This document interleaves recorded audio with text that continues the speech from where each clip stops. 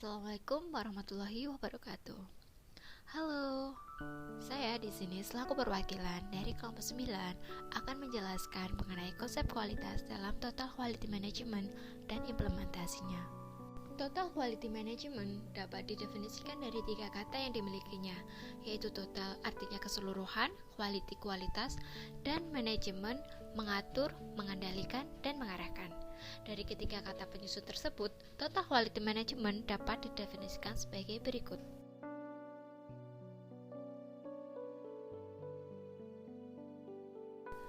Salah satu penyusun Total Quality Management adalah quality atau kualitas. Untuk mendefinisikan kualitas atau mutu diperlukan pandangan yang komprehensif. Terdapat beberapa elemen yang menjadikan sesuatu dikatakan berkualitas, yaitu kualitas meliputi usaha memenuhi atau melebihi harapan dari pengguna atau customer. Kualitas mencakup produk, jasa, proses, lingkungan, dan manusia. Tokoh yang membahas mengenai konsep Total Quality Management yakni ada William Edward Deming. Beliau mendefinisikan kualitas atau mutu sebagai kesesuaian barang atau jasa dengan kebutuhan pasar atau konsumen.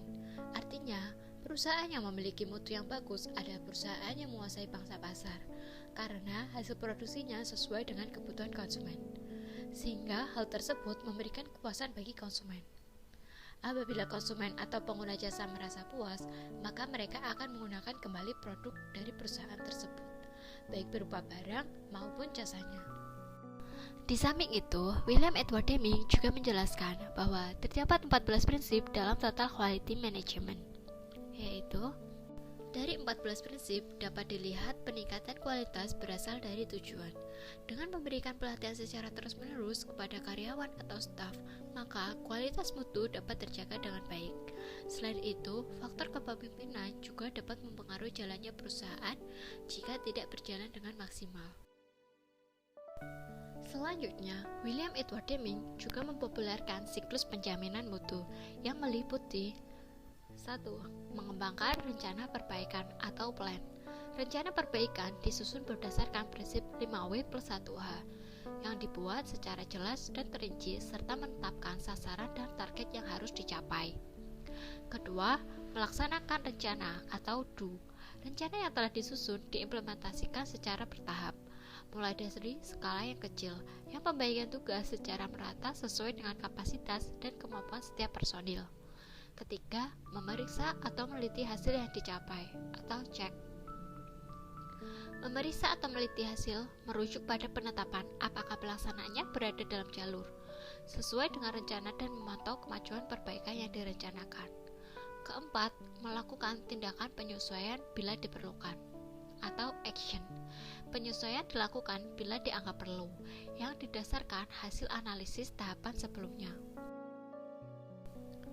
Implementasi pada studi kasus dari konsep kualitas William Edward Deming yang mengartikan bahwa kualitas atau mutu dipahami sebagai kesesuaian barang atau jasa dengan kebutuhan pasar atau konsumen dapat digunakan untuk melakukan penilaian dan peningkatan mutu pada bidang pendidikan. Dalam bidang pendidikan, sekolah merupakan sebuah organisasi atau perusahaan, sedangkan output atau barangnya adalah siswa lulusan. Dan yang menjadi konsumen adalah orang tua, masyarakat luas, dan rekruter pekerjaan. Sesuai dengan diagram tersebut, perusahaan ataupun organisasi dalam hal ini sekolah dikatakan memiliki mutu yang baik apabila sekolah tersebut memiliki proses pendidikan dan pembelajaran yang baik, sehingga menghasilkan output siswa lulusan terbaik yang mampu menimbulkan kepuasan bagi orang tua, rekruter pekerjaan, maupun lingkup masyarakat yang lebih luas. Penerapan dalam dunia pendidikan dari 14 poin menurut William Edward Deming tentang manajemen mutu untuk meningkatkan kualitasnya yaitu: pertama, sekolah harus menciptakan tujuan untuk perbaikan produk dan jasanya, di mana sekolah harus mampu membimbing murid-muridnya agar memiliki tujuan yang jelas ke depannya, yaitu dapat menjadi murid yang berilmu dan bermanfaat bagi lingkup masyarakat luas. Kedua, sekolah harus mampu beradaptasi dan mampu mengadopsi sistem pembelajaran yang baru untuk diberikan kepada muridnya karena mereka berhak mendapatkan pembelajaran yang terbaik. Ketiga, sekolah harus melakukan evaluasi secara terus-menerus yang terstruktur dan terjadwal. Bukan hanya melaksanakan evaluasi di akhir, namun juga evaluasi saat proses pembelajaran masih berlangsung. Keempat, sekolah harus menekankan proporsionalitas antara jumlah murid dengan jumlah pengajarnya, agar mutu pembelajaran terjamin. Kelima, sekolah perlu melakukan pembenahan dan pemikiran strategik pada sistem produksi atau sistem pembelajaran dan jasa atau guru, agar terjadi proses belajar mengajar yang baik. Keenam, sekolah perlu mengadakan pelatihan tenaga kerja untuk semua staf sekolah, agar mereka memiliki skill dan pemahaman yang sama, sehingga proses kegiatan belajar mengajar nyaman untuk dilakukan. Ketujuh, sekolah selayaknya memiliki sistem manajemen kepemimpinan yang bagus, yang mampu menstimulasi, memobilisasi, mengarahkan, mengkoordinasi dengan maksud mencapai suatu tujuan yang diinginkan bersama. Kedelapan, adanya keterbukaan antar elemen masyarakat di sekolah, tanpa adanya rasa takut dan ancaman, sehingga akan tercipta evaluasi yang berkelanjutan dan menghasilkan kinerja yang maksimal. 9. Adanya kerjasama antar departemen di sekolah, karena untuk meningkatkan kualitas diperlukan kerjasama setiap anggota staf dari berbagai macam departemen. 10. Hapuskan slogan, desakan, dan target serta tingkatkan produktivitas tanpa menambah beban kerja pada staf di sekolah. 11. Mutu sekolah tidak dapat diukur dengan hanya mengkonsentrasikan pada hasil proses. Jika sekolah melakukan pekerjaan yang hanya mengejar nilai kuantitatif, hal tersebut seringkali menyebabkan terjadinya pengurangan mutu pendidikan itu sendiri. 12. Menghilangkan sistem penilaian yang berujung pada kompetisi. Jika guru atau siswa hanya berpikir untuk mendapatkan penilaian yang baik, maka akan terjadi kompetisi dan hanya berakhir dengan merusak kerjasama tim dalam meningkatkan mutu. 13.